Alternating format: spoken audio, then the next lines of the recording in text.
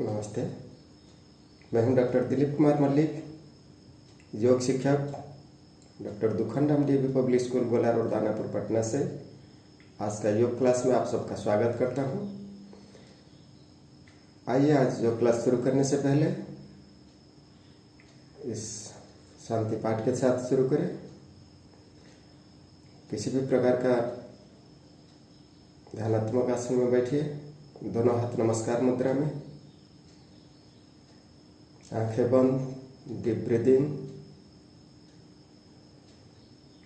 ओम सहना भवतु सहनो भुनक्तु सह वीर्यं करवावहै तेजस्विनावधीतमस्तु मा विद्विषावहै। ओम शांति शांति शांति। दोनों हाथ को घिस लीजिए, हथेलियों को थोड़ा सा गर्म कीजिए, आंखों पर लगाइए, चेहरा का हल्का सा मालिश कीजिए। आज हम योगासन शुरू करने से पहले एक दो बार डीप ब्रीथिंग के साथ इनहेल एक्सहेल करके, जैसे हम पहले दोनों हाथ को ऐसे करेंगे, ऊपर सांस लेंगे, फिर सांस छोड़ेंगे, हाथ को नीचे लाएंगे। इस प्रकार 5 बार कम से कम सांस ले, सांस छोड़े, inhale exhale, inhale exhale, inhale exhale, inhale exhale, inhale exhale, inhale exhale. अब हाथ वैसे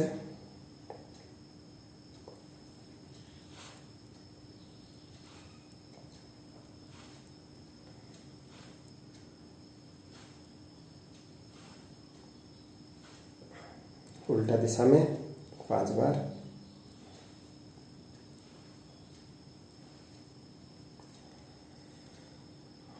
अब हाथ को ऊपर, दोनों हाथ को ऊपर करना, दोनों हाथ का उंगलियों को फंसा लेना एक दूसरे के बीच में, और थोड़ा सा ऊपर की ओर टाइट करना, शरीर को खींचना ऊपर की ओर। अब थोड़ा राइट साइड में बेंड करना,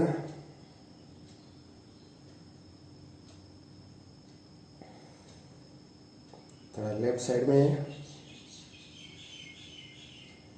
सांस भरते हुए नॉर्मल पोजीशन में, सांस छोड़ते हुए राइट साइड में टर्न करना।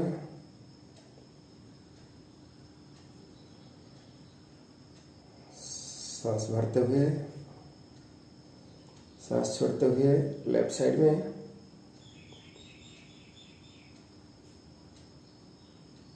रिलीज।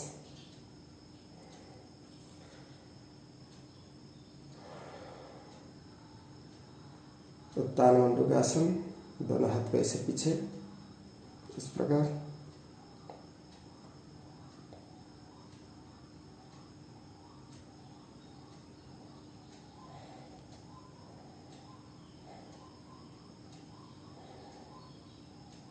थोड़ी देर इसी स्थिति में रहने के बाद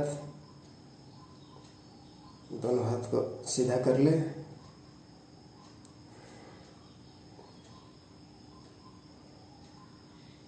और दोनों हाथ को पीछे बांधे, ऐसे आगे झुके, एक साइड से दूसरे साइड की तरफ।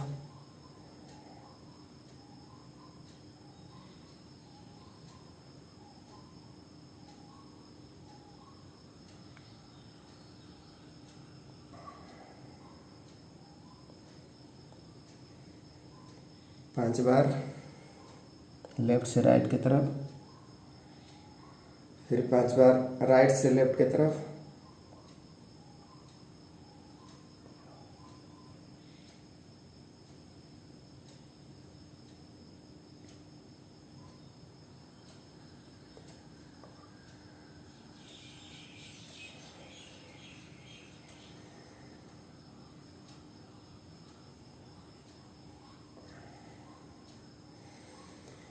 बैठने की स्थिति में पद्मासन लगाएंगे। दोनों पैर सीधा करके फिर लेफ्ट जंघा के ऊपर राइट लेग को रखना है इस प्रकार। राइट जंघा के ऊपर लेफ्ट लेग को रखना है इस प्रकार। दोनों घुटना जमीन पर लगा हुआ रहेगा। अब ये हो गया पद्मासन। पद्मासन में बैठे हुए हम मत्स्यासन का अभ्यास करेंगे। मत्स्यासन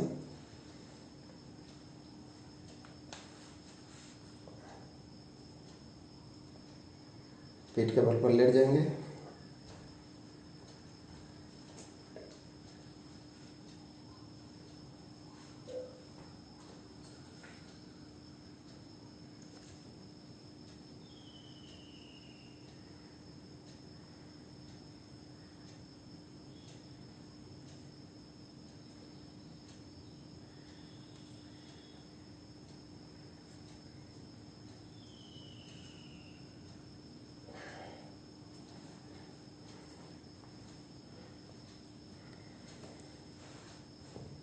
तीस सेकंड से लेकर 1 मिनट तक हम इस पोजीशन में रह सकते हैं।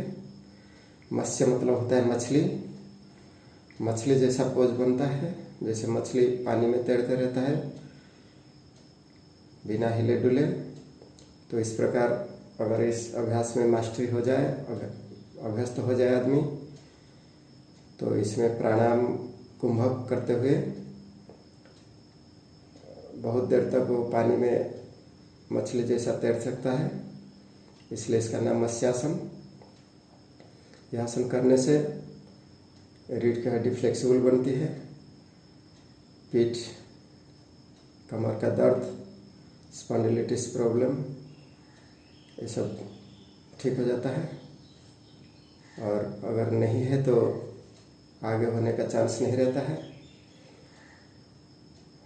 पेट का फैट कम होता है। इसके साथ साथ इंटरनल ऑर्गन्स भी ठीक हो जाते हैं। अब यह आसन महिलाओं के लिए बहुत उपयोगी है। ये इजी बर्थ के लिए जाना जाता है इस आसन करने से।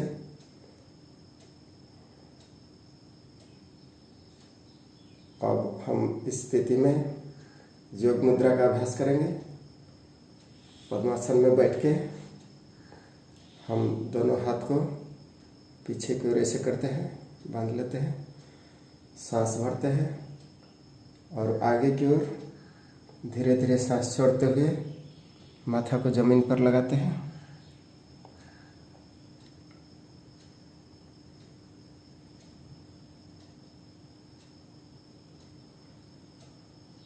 सांस भरते हुए धीरे धीरे वापस। इसे योग मुद्रा कहते हैं। योग मुद्रा में आप जितना भी हो सके अधिक समय रह सकते हैं, लेकिन शुरू में यह थोड़ा कष्टदायक होता है। इसलिए इसका अभ्यास जितना हम ज़्यादा करेंगे इतना हमारी रीढ़ की हड्डी फ्लेक्सिबल बनेगा, हम आगे की ओर झुक सकेंगे। और क्योंकि यह पद्मासन में किया जाता है, इसलिए पैर के ऊपर, जंघा के ऊपर इसका प्रेशर बनता है। यह सबको अभ्यास के द्वारा हमको दूर करना पड़ेगा। अब हम इस स्थिति में पर्वतासन का अभ्यास करेंगे। हम दोनों हाथ को अब ऊपर की ओर लेंगे। दोनों हाथ को लेकर ऊपर नमस्कार मुद्रा में, ऊर्ध्व नमस्कार की स्थिति में दोनों कंधे कान से सटा हुआ रहेगा। सांस लें, सांस छोड़ें। Inhale and exhale. इसमें कंधा, हाथ और छाती का अच्छा से व्यायाम होता है। जिस कारण यह मजबूती प्रदान करता है।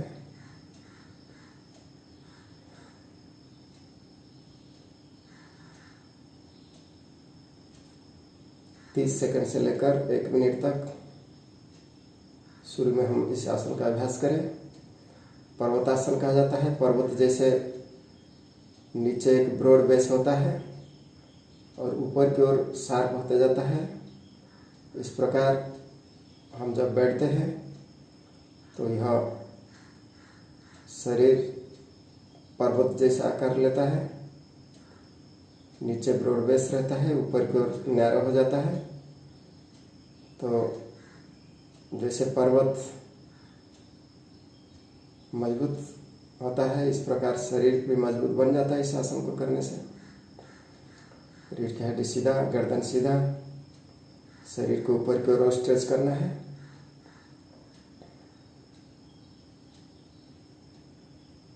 रिलीज स्लोली, दोनों हाथ को दोनों साइड से इस प्रकार।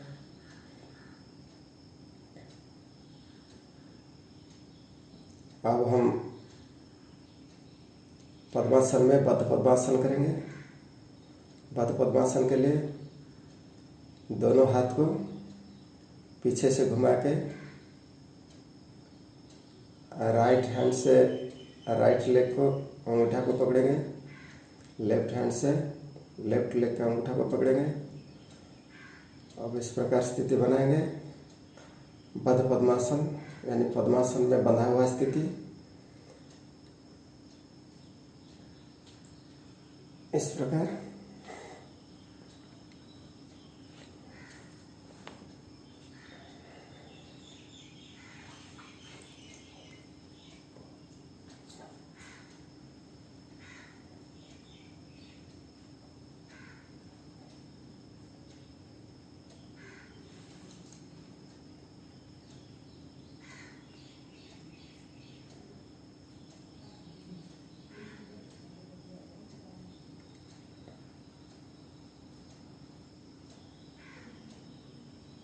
स्थिति में 15 से 30 सेकंड रह के फिर वापस आना है। शुरू में अंगूठा पकड़ने में थोड़ा सा दिक्कत होता है, लेकिन जब भी हम अभ्यास करते हैं यह धीरे धीरे अभ्यस्त हो जाते हैं और अच्छा से होने लगता है। ऐसे करने से कंधा और पीठ का मांसपेशियां मजबूत होती है और पीठ के समस्या जो भी है, पीठ का दर्द, कमर का दर्द, स्पॉन्डिलिटिस, ये सब का प्रॉब्लम भी धीरे धीरे खत्म हो जाता है। अब हम थोड़ा देर प्राणायाम का अभ्यास करेंगे।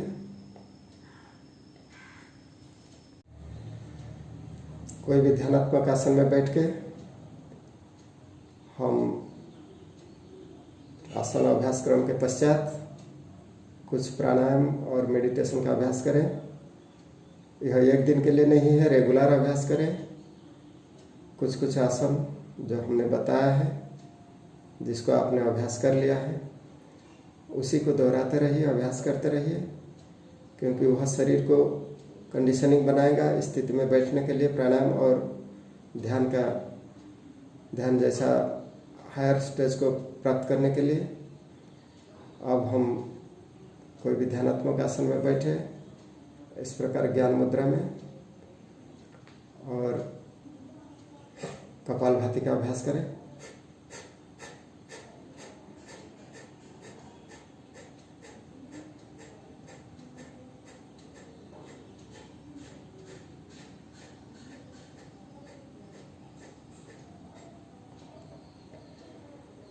कम से कम 3 राउंड कपालभाति का अभ्यास करें। इससे हमको जो अनावश्यक चर्बी है, जो फैट है, शरीर में हम जमा करके रखे हुए हैं कई साल से, सालों साल हम जीभ का स्वाद के चलते अनप शनप खाते रहते हैं, उसका दुष्परिणाम हमारी मध्य प्रदेश बढ़ा हुआ रहता है। हाई बीपी का प्रॉब्लम तो आना ही है, डायबिटीज़ वगैरह तो होना ही है। इस सब से बचने के लिए हमको पेट में से फैट को कम करना है। तो कपालभाति का अभ्यास बार बार कीजिए, 3 बार कीजिए, 4 बार कीजिए, 5 बार कीजिए, 10 बार कीजिए, लेकिन कीजिए, रेगुलर कीजिए।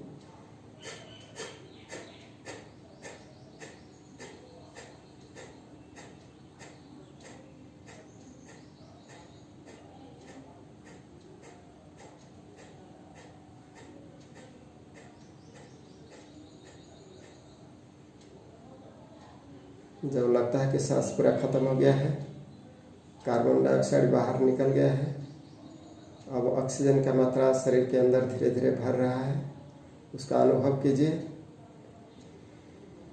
फिर एक बार कार्बन डाइऑक्साइड को बाहर निकालिए।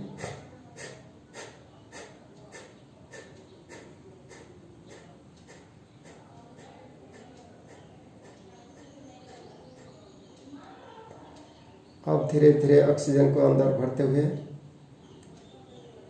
हम अनुभव करें कि ऑक्सीजन का मात्रा शरीर के अंदर खून में मिल रहा है।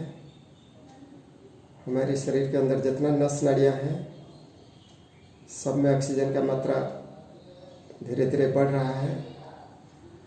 शरीर में से शुद्धि क्रिया शुरू हो चुका है।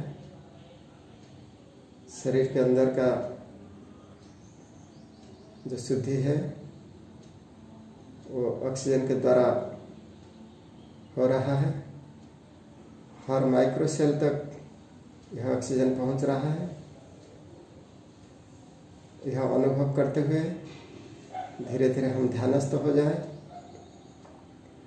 कुछ देर तक हम नासाग्र जो है, नाक के आगे वाले हिस्सा को देखें और नासाग्र ध्यान करते रहें।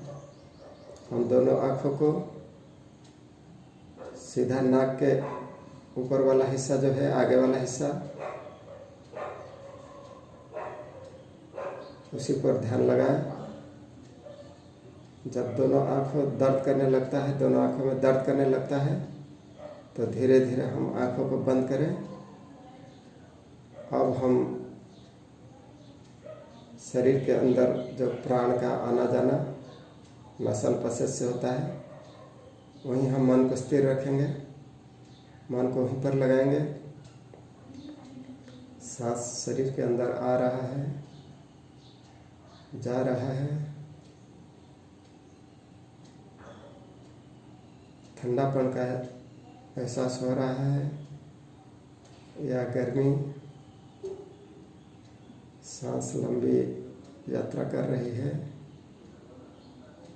या शॉर्टकट मार रहा है, उस पर ध्यान देना है।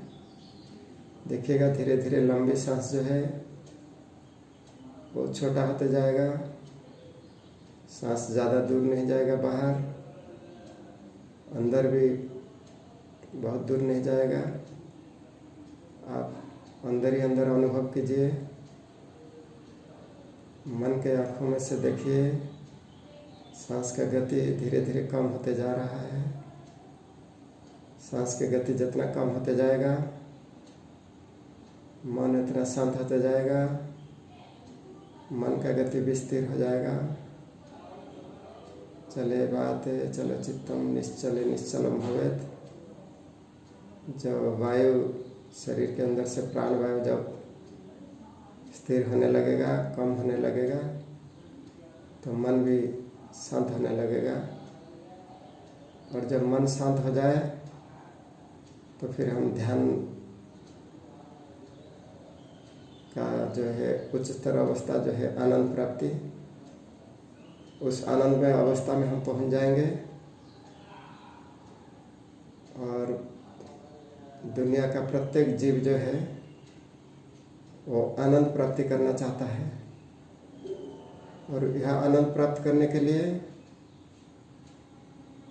यह कस्तूरी मृग जो होता है, मृग नाभि कस्तूरी, उस कस्तूरी का महक से मृग जो है समझ नहीं पाता है कि वो महक कहाँ से आ रहा है, वो सुगंध कहाँ से आ रहा है। वो पूरा जंगल में वन वन भटकते रहता है, लेकिन उस सुगंध जो है उसी के अंदर है, वो समझ नहीं पाता है। जिस दिन वो समझ जाएगा कि सुगंध उन्हीं के पास है, तो एक ही जगह पर रह के वो उस सुगंध का आनंद लेते रहेगा। तो इस प्रकार संसार का जीव जो है वो अपने अंदर का आनंदमय स्थिति को समझ नहीं पाता है। वह आनंद के खोज में इधर उधर भटकते रहता है। बाहरी दुनिया में वह आनंद का खोज करते रहता है, जबकि वह आनंद उसी के अंदर है। उसी के आनंद वो परमानंद है, उसी के अंदर वो परमानंद है। जिस आनंद को प्राप्त करने पर वह फिर कभी सोचेगा भी नहीं कि बाहर जाके कुछ खोजे। वह हर समय, जब भी समय मिलेगा, वो ध्यानस्थ होना ज़्यादा पसंद करेगा। वो बाहर इधर उधर भटकने से अच्छा समझेगा कि अपने अंदर थोड़ी देर ध्यान लगाए और वह आनंदमय स्थिति में थोड़ी देर खो जाए। विवेकानंद जब ध्यान लगाते थे 18 घंटा बैठ जाते थे ध्यान में। उनको समझ में नहीं आता था कि बाहर दुनिया में क्या हो रहा नहीं हो रहा। उनके गले पर, उनका मस्तक पर नाग बैठा हुआ रहता था। जब वो ध्यानस्थ हो जाते थे, लोग घबराते थे, लेकिन उनको कुछ पता नहीं चलता था। वह स्थिति को प्राप्त करने के लिए थोड़ा सा संस्कार का भी जरूरत है। अगर इतना संस्कार हम लोग के पास नहीं है तो भी हम आसन प्राणायाम का अभ्यास करते करते वह सब संस्कार को प्राप्त कर सकते हैं। और जब वह आनंदमय अवस्था में हम खो जाएंगे तो फिर हम अनुभव करेंगे कि उसके सामने और दुनिया का कोई भी आनंद जो है वो तुच्छ है। अब हम धीरे धीरे वह आनंदमय अवस्था से यह पार्थिव संसार की तरफ बढ़े। और उससे पहले हम परमात्मा का सर्वश्रेष्ठ नाम जो है ओम, उसका 3 बार जाप करें। ओम जो है वो परमात्मा का सर्वश्रेष्ठ नाम है। हम राम जानते हैं, कृष्ण जानते हैं, बजरंगबली जानते हैं, जय माता दी जानते हैं, दुर्गा मैया जानते हैं, लक्ष्मी मैया जानते हैं, सरस्वती माता जी जानते हैं, शंकर भगवान जानते हैं, सब हम जानते हैं। लेकिन ओम जो है वो सर्वश्रेष्ठ नाम है। और ओम जब जाप करते हैं तो वहाँ तक वो पुकार पहुँचता है। तो इसलिए इसको बड़ा ध्यान से करिए। सांस भरिए अंदर, नाभि से लेकर, हृदय से लेकर, कंठ से लेकर सहस्रार यानी ब्रेन को वाइब्रेट करते हुए उस नाम का जाप करें।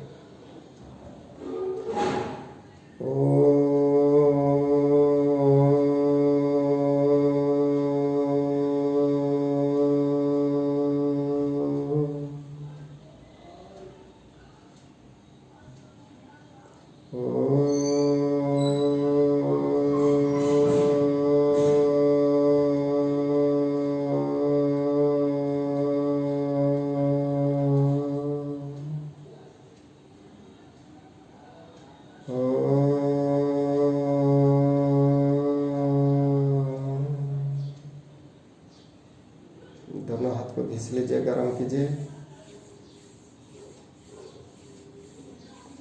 शिथिल शरीर को एक्टिव करिए। हथेली को गर्म करके आंखों पर लगाइए। चेहरा का मालिश कीजिए। अब उस आनंदमय स्थिति से इस संसार के तरफ वापस आ रहे हैं। इसका अनुभव करते हुए इस कर्म दुनिया में हमें बहुत कुछ करना है, उसके तरफ ध्यान दें। आज का योग सत्र यहीं पर समाप्त करें। नमस्ते।